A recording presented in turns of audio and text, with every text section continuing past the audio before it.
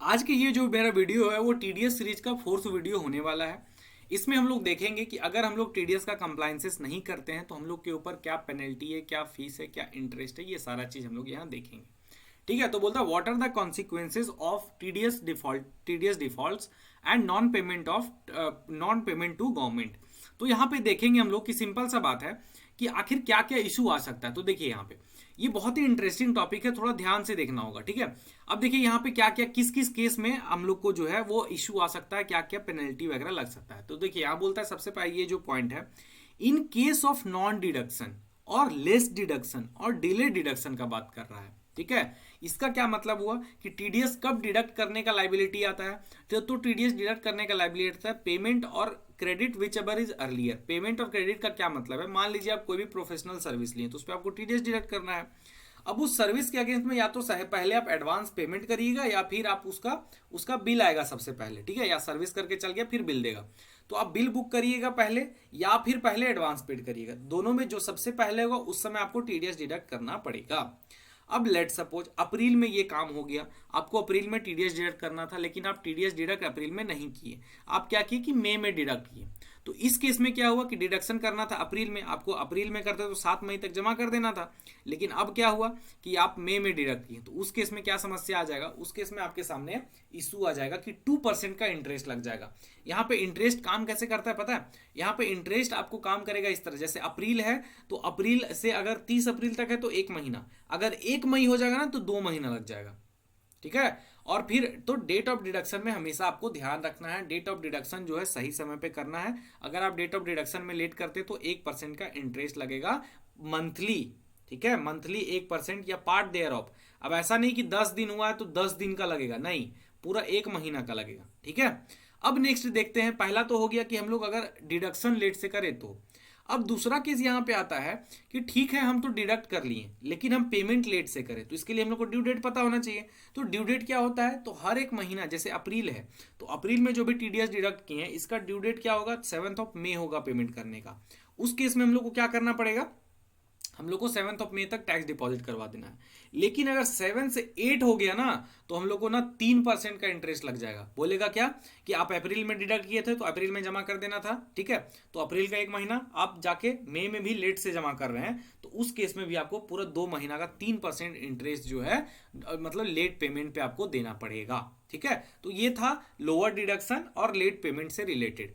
Next देखते हैं delay in filing. ठीक है, अगर मान लीजिए जो रिटर्न होता है वो क्या होता है, फाइलिंग जो होता है सिंपल सा बात है, क्वार्टरली फाइल होता है। क्वार्टरली फाइल होता है तो उसका ड्यू डेट क्या होता है, जैसे अप्रैल मई जून, तो ये फर्स्ट क्वार्टर है, फर्स्ट क्वार्टर का जो रिटर्न फाइलिंग डेट होगा, ड्यू डेट, वो जुलाई होगा। ठीक है, अप्रैल मई जून का जो होता है 31 जुलाई होता है। अब आप 31 जुलाई तक अगर आप नहीं किए तो उस केस में क्या होगा, उस केस में अगर आप 1 जुलाई को कर रहे हैं तो 1 दिन हो गया, 1 दिन लेट हो गए तो 200 रुपया 1 दिन का लगेगा। अगर 10 दिन लेट कर गए तो कितना हो जाएगा, 2000 रुपया हो जाएगा। उसी तरह से जो है ये per day each day default subject to certain limits. तो लिमिट्स क्या है, आपको मिनिमम पेनल्टी ऑफ रुपीज कितना, 10,000 एंड में भी एक्सटेंडेड रुपीज 1 लाख तक जा सकता है। ये आपको 200 रुपया जो है ये इस तरह से आपको जाके यहाँ पे पेनल्टी आपको देना पड़ेगा।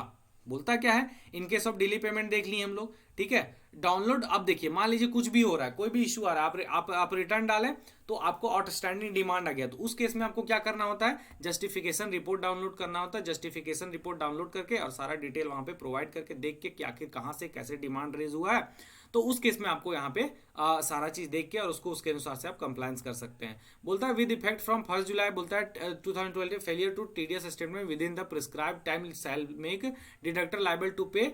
वही चीज है कि 200 रुपया आपको हर एक दिन जो है जितना लेट करिएगा उसके अनुसार से ये देना पड़ेगा। और 1 जुलाई 2012 से क्या हो रहा है, तो information in the statement by deductor would make him liable to penalty with his sale not less than 10,000 but which extend rupees कितना तक, 1 लाख तक जो है वो जा सकता है। अगर इनकरेक्ट इंफॉर्मेशन आप डाल रहे हैं रिटर्न में तो पेनल्टी लगाया जा सकता है। In case the delay in filing TDS statement is more than 1 year, अगर 1 साल से भी ज्यादा अगर आप लेट कर देते हैं रिटर्न फाइल करने में, तो then the deductor shall be additionally liable to pay a minimum penalty of rupees 10,000 which may extend rupees 1 lakh, मतलब 1 लाख रुपए तक वो जा सकता है। तो आपको सही समय पे भी रिटर्न फाइल कर देना है।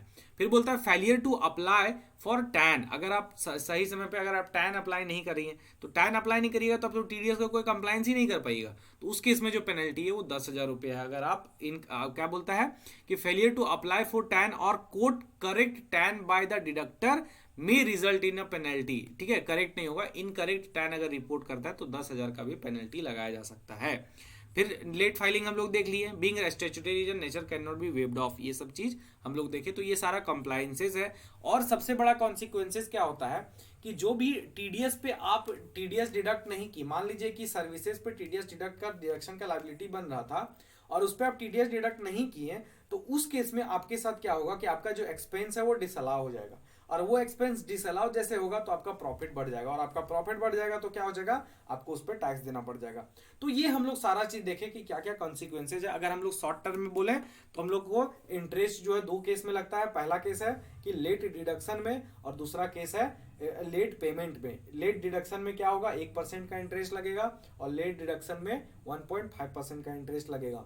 लेट फाइलिंग फीस जो है वो 200 रुपया पर डे है, अगर आप एक ड्यू डेट के बाद फाइल करते हैं तो, जो कि, और फिर क्या है पेनल्टी इसमें 10,000 रुपया से 10,000 रुपया भी 10,000 रुपया से 1 लाख रुपया तक लगाया जा सकता है।